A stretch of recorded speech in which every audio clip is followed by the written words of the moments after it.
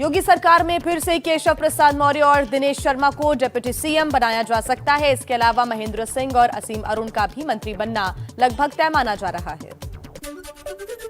सूत्रों के अनुसार योगी आदित्यनाथ के साथ 46 मंत्री ले सकते हैं शपथ। 7 महिलाएं भी मंत्री बनाई जा सकती हैं। युवा चेहरों को दी जाएगी तरजीह। लखनऊ के कान्हा स्टेडियम में होने वाले भव्य समारोह में प्रधानमंत्री नरेंद्र मोदी के अलावा बीजेपी शासित राज्यों के सीएम, डिप्टी सीएम, उद्योगपति, संत भी पहुंचेंगे। योगी की ताजपोशी में बिहार के सीएम नीतीश कुमार भी जाएंगे। 3 दिन पहले खुद सीएम योगी ने दिया नीतीश को न्योता। बिहार के दोनों डिप्टी सीएम भी शपथ ग्रहण समारोह में होंगे शामिल। योगी के शपथ ग्रहण में विपक्ष के नेताओं को भी न्योता। योगी ने फोन कर अखिलेश, मुलायम सिंह यादव और मायावती को समारोह में आने का न्योता दिया है। योगी के शपथ ग्रहण के लिए पूरे लखनऊ को सजाया गया है। लखनऊ एयरपोर्ट से लेकर कान्हा स्टेडियम की तरफ जाने वाले रास्ते को पोस्टर्स और होर्डिंग और झंडों से पाट दिया गया है। लखनऊ के अटल स्टेडियम में अभी से बीजेपी समर्थकों का जुटना हो गया है शुरू। ढोल नगाड़े बजाकर कार्यकर्ता मना रहे हैं जश्न। योगी के शपथ ग्रहण में शामिल होने मेरठ से 6 बसों में भरकर कार्यकर्ता रवाना हुए। उत्तर प्रदेश में नई सरकार के गठन से पहले प्रदेश भर में बड़ा आयोजन। राज्य भर के मंदिरों में होगी पूजा।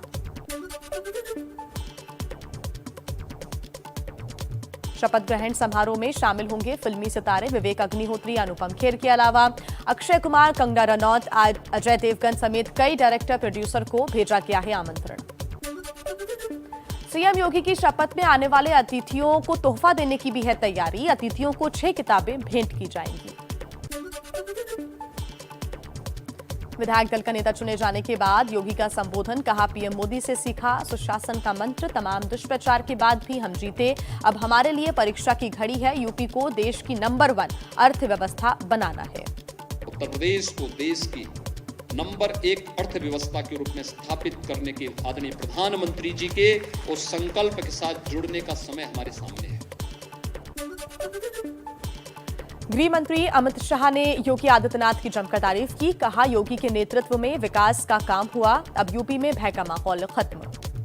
जिसको घर मिलना था उसको घर मिला, जिसको गैस मिलना था उसको गैस मिला, जिसके घर में बिजली पहुंचती थी वो 1,42,00,000 लोगों के घर में बिजली भी पहुंच गई। लोकसभा में आएगा दिल्ली की तीनों नगर निगमों को एक करने वाला बिल। केंद्रीय गृह मंत्री अमित शाह पेश करेंगे विधेयक। तो चलिए कुछ और खबर देख लेते हैं फटाफट अंदाज में। पंजाब में राज्यसभा की 5 सीटों पर निर्विरोध जीते आम आदमी पार्टी के उम्मीदवार क्रिकेटर हरभजन सिंह, अशोक मित्तल, संजीव अरोड़ा, संदीप पाठक और राघव चड्ढा बने सांसद। पंजाब के सीएम भगवंत मान ने दिल्ली में पीएम मोदी से मुलाकात की। कहा पीएम ने राष्ट्रीय सुरक्षा पर दिया मदद का भरोसा। राज्य की आर्थिक स्थिति सुधारने के लिए 2 साल तक 50,000 करोड़ की वित्तीय मदद मांगी। 50,000 करोड़ पर ईयर कम से कम 2 साल के लिए अगर हमें एक पैकेज मिल जाए पंजाब के लिए। पीएम मोदी ने दिल्ली में सिख प्रतिनिधि मंडल से मुलाकात की। बैठक में किसान कल्याण, युवा सशक्तिकरण, नशा मुक्ति समाज और राष्ट्रीय शैक्षिक नीति समेत कई अहम मसलों पर हुई चर्चा। उत्तराखंड की पुष्कर सिंह धामी सरकार का बड़ा फैसला। कैबिनेट मीटिंग में समान नागरिक संहिता कानून लागू करने पर मुहर। उत्तराखंड राज्य के अंदर एक ऐसा कानून होना चाहिए जो सभी के लिए समान हो। मिशन गुजरात में जुटी कांग्रेस अध्यक्ष सोनिया गांधी। प्रदेश कांग्रेस कमेटी में 25 उपाध्यक्ष और 75 महासचिवों की नियुक्ति की। बीरभूम हिंसा पर आज आ सकता है कलकत्ता हाईकोर्ट का फैसला। कल कोर्ट ने सुनवाई के बाद आदेश सुरक्षित रखा। बंगाल के बीरभूम में हुई हिंसा के बाद एक्शन तृणमूल का ब्लॉक अध्यक्ष अनारुल हुसैन गिरफ्तार। रामपुर हाट के एसडीपीओ को सस्पेंड किया गया। बीरभूम हिंसा में मारे गए 8 लोगों की पोस्टमार्टम रिपोर्ट आई। रिपोर्ट के मुताबिक सभी लोगों को जिंदा जलाने से पहले बुरी तरह पीटा गया था। बीरभूम हिंसा पर राष्ट्रीय मानवाधिकार आयोग ने संज्ञान लिया। जल्द एक टीम जाएगी रामपुर हाट। ममता सरकार को नोटिस जारी किया। बीजेपी की केंद्रीय टीम ने बीरभूम के रामपुर हाट में घटनास्थल का दौरा किया। लौटकर सौंपेंगी हिंसा पर रिपोर्ट। बीरभूम हिंसा के पीड़ितों से मिली सीएम ममता बनर्जी। मृतकों के परिजनों को 5-5 लाख मुआवजा और परिवार के एक सदस्य को नौकरी देने का ऐलान। তিনি ঘটনা যখন দেখলেন একজন খুন হয়ে গেল, খুন হয়ে যাবার পরেও তার প্রিকশন নেওয়া উচিত ছিল যাতে আর কোনো ঘটনা না ঘটে।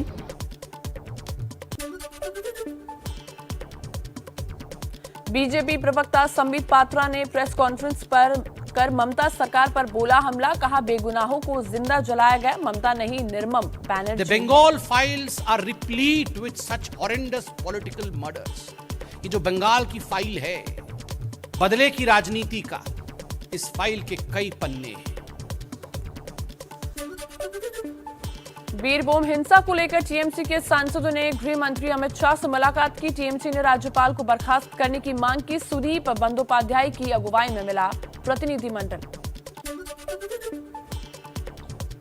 बीरभूम में हुई हिंसा पर पश्चिम बंगाल के राज्यपाल जगदीप धनखड़ का ममता सरकार पर निशाना। राज्यपाल ने कहा बीरभूम में जो हुआ बेहद शर्मनाक है।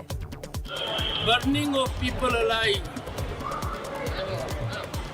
in democracy in this manner is very painful, very shameful.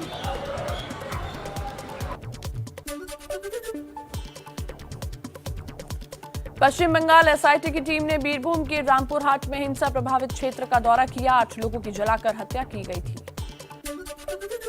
Film Kashmir files पर विवेक अग्निहोत्री से सवाल जवाब करने वाले आईएएस अफसर नियाज खान से मध्य प्रदेश सरकार ने जवाब तलब किया। कहा आपके ट्वीट सौहार्द बिगाड़ रहे हैं।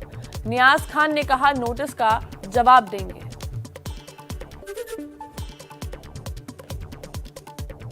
कश्मीरी पंडित एक बार फिर पहुंचे सुप्रीम कोर्ट। कहा 1990 के नरसंहार की हो दोबारा जांच। दिल्ली दंगों की साजिश के आरोपी जेएनयू के पूर्व छात्र उमर खालिद की जमानत अर्जी खारिज। कड़कड़दुमा कोर्ट ने कहा जमानत देने का कोई आधार नहीं है। एक दिन की राहत के बाद फिर बढ़े पेट्रोल डीजल के दाम। दिल्ली में 80 पैसे महंगे तो मुंबई में पेट्रोल में 84 पैसे और डीजल में 85 पैसे का इजाफा। पेट्रोलियम मंत्री हरदीप पुरी का बयान। कहा अंतर्राष्ट्रीय बाजार में कच्चे तेल के दाम में बढ़ोतरी की वजह से बढ़े तेल के दाम। पाकिस्तान में ओआईसी सम्मेलन में शामिल होने के बाद भारत पहुंचे चीन के विदेश मंत्री वांग यी। ओआईसी में कश्मीर पर चिंता जताने को लेकर भारत ने जताया है विरोध। सुबह विदेश मंत्री एस जयशंकर से मुलाकात। क्या शुरू हो गई है इमरान खान की उल्टी गिनती। सुबह पाकिस्तान की संसद में पेश होगा इमरान सरकार के खिलाफ अविश्वास प्रस्ताव। 28 मार्च को वोटिंग संभव। पाकिस्तान के गृहमंत्री शेख राशिद का बयान। कहा पाकिस्तान में जल्द हो सकते हैं चुनाव। गृहमंत्री ने पार्टी के बागियों को दी चेतावनी। पाला बदलना ठीक नहीं होगा। अविश्वास प्रस्ताव से पहले पाकिस्तान के पीएम इमरान खान ने फिर भरी हुंकार। इमरान खान ने 27 मार्च को होने वाले शक्ति मार्च में जनता से जुड़ने की अपील की। इमरान खान के खिलाफ अविश्वास प्रस्ताव पर वोटिंग से पहले पीएमएलएन का शक्ति प्रदर्शन। आज शुरू होगा पार्टी का लॉन्ग मार्च। चीन में दुर्घटनाग्रस्त हुए विमान के ब्लैक बॉक्स को जांच के लिए लैब भेजा गया। विमान में 132 यात्री सवार थे। युद्ध के महीने भर बाद बेल्जियम पहुंचे अमेरिकी राष्ट्रपति बाइडेन ने नेटो चीफ के साथ की बैठक। बोले यूक्रेन को लगातार मदद करते रहेंगे। अमेरिकी राष्ट्रपति जो बाइडेन का बड़ा बयान। नेटो की बैठकों के बाद कहा वो चाहते हैं कि रूस को G20 से बाहर कर दिया जाए।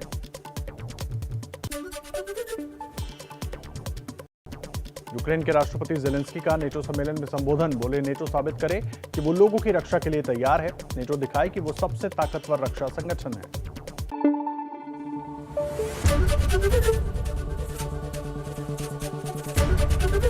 एबीपी न्यूज आपको रखे आगे।